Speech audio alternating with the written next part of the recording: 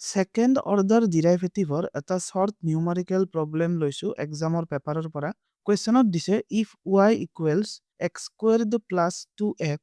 then find d square y by dx squared মানে আমাক এটা ফাংচন y দিয়া আছে আৰু এই ফাংচনটোৰ second order derivative উলিয়াব দিছে second order derivative উলিয়াবৰ বাবে আমি প্ৰথমতে given ফাংচনটোৰ first order derivative উলিয়াই ল'ব লাগিব that is dy by dx or value উলিয়াই ল'ব লাগিব x squared or derivative 2x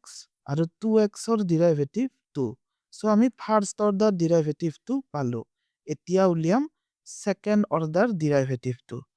that is d square y by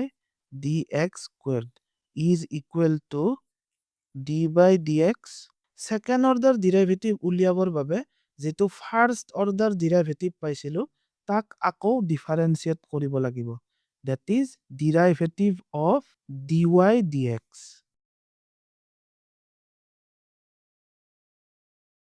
dy dx আমি কিমান পাইছিলো 2x plus 2 2x ৰ derivative 2 আৰু 2 ৰ derivative 0 কাৰণ ই এটা constant so আমাৰ final second order derivative টো হৈছে 2 thank you